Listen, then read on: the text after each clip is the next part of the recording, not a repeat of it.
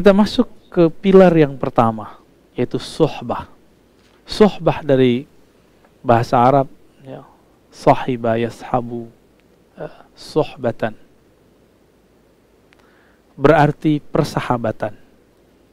Persahabatan hakiki adalah persahabatan yang membuat karakter sahabat itu mempengaruhi jiwa kita. Maka almar'u ala dini khalilih, begitu dalam hadis Abu Daud. Seseorang itu karakternya akan sama seperti karakter sahabatnya. Jadi jika bertanya tentang seseorang, jangan tanya tentang dia, tanyalah komunitasnya, tanyalah dengan siapa dia berkawan, tanyalah dengan siapa gurunya. Kata suhbah sudah menjadi bahasa Indonesia, yaitu sahabat. Namun sahabat dalam bahasa Indonesia lebih kepada teman. Tapi suhbah dalam bahasa tasawuf bisa berarti berguru, bisa juga berarti berteman. Suhbah ini, teman-teman dimuliakan Allah, lis-suhbati atharan amiqan. Begitu kata Syekh Abdul Qadir Isa. Suhbah itu mempunyai pengaruh yang luar biasa kepada syakhsiyatil mar'i wa akhlaqihi wa sulukihi, kepada pembentukan sosok kepribadian seorang murid. Akhlaknya, cara berbicaranya, cara kajiannya. Kenapa ada orang yang sudah hijrah, sudah mau tobat, tetapi kata-katanya justru lebih kasar daripada orang yang tidak hijrah? Ketika ada orang yang berbeda dengannya, dia menyerang orang tersebut dengan kata-kata, bahkan kata-kata itu diperkuat dengan ayat-ayat. Jadi dia punya karakter emosi buas, lalu dicari pembenarannya dalam Al-Quran. Cuma karena dia berbeda. Dulu berbeda kepentingan dalam kepentingan duniawi. Sekarang karakter itu belum dijinakkan. Ketika dia bertemu ilmu agama, diambillah ilmu agama untuk membenarkan keegoisan dalam dirinya, karakter-karakter buruk di dalam jiwanya. Jadi kenapa ada orang hijrah, bahkan mungkin sudah menjadi guru, karakternya tidak berubah, sudah menjadi ustadz, tapi masih suka kemudian berkata-kata kasar.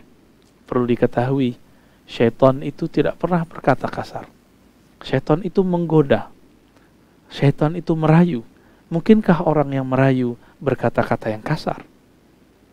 Maka rayuan yang pernah disampaikan kepada Nabiullah Adam, kakek kita, Adam alaihissalam, itulah rayuan yang sangat halus sekali.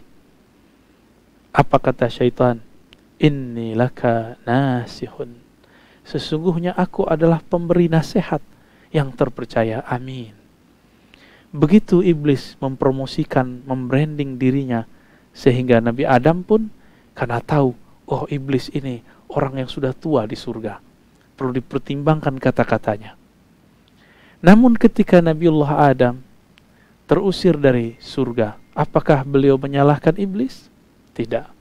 Beliau menyalahkan dirinya sendiri. Rabbana zalamna.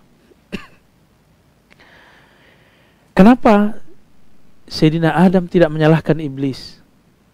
Karena waktu tergoda, Nabi Adam tidak lagi mempunyai karakter hewan ternak, yang tamak, hewan buas yang emosional. Bahkan meskipun terpedaya, tapi karakter iblis alhamdulillah tidak menempel pada diri beliau. Makanya Nabiullah Adam tidak menyalahkan siapa-siapa, justru menyalahkan dirinya sendiri. Jika benar kita ini keturunan Nabi Adam, jika kita mengalami keterpurukan, terjebak pada sebuah kesalahan, jangan salahkan siapapun, salahkan diri kita sendiri. Sahabat-sahabat dimuliakan Allah, para sahabat radhiyallahu ta'ala anhum, pada paragraf yang ketiga dikatakan, wa manala sahabah radhiyallahu ta'ala anhum hadzal maqam as-sami.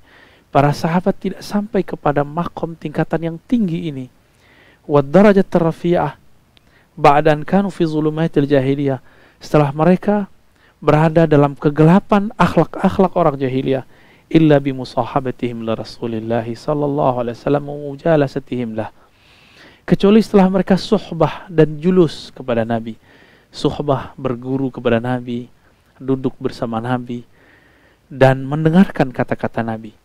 Itu sebabnya Imam ahli hadis, Imam Muhammad bin Ismail al-Bukhari mengatakan syarat bahwa suatu hadis itu sahih harus muttasil, harus bersambung antara guru dan murid, bertemu antara guru dan murid, dan tidak cukup satu kali pertemuan.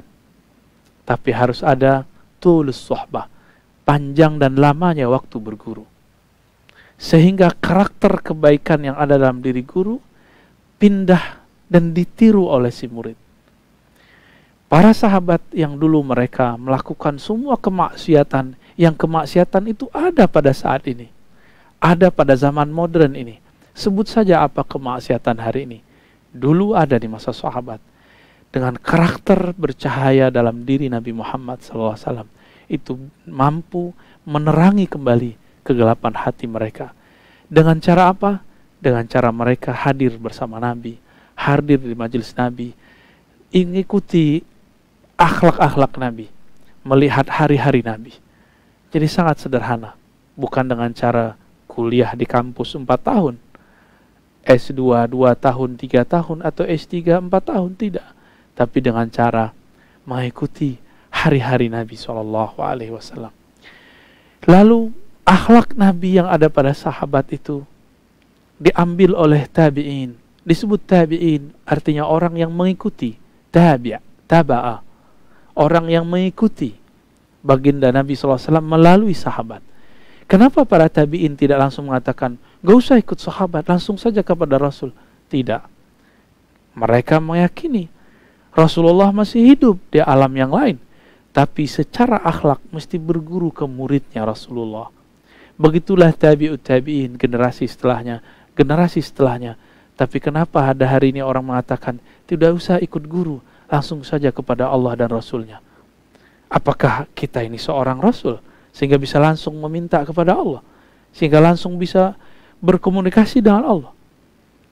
Jika memang antum sudah sanggup langsung berkomunikasi kepada Allah, silakan.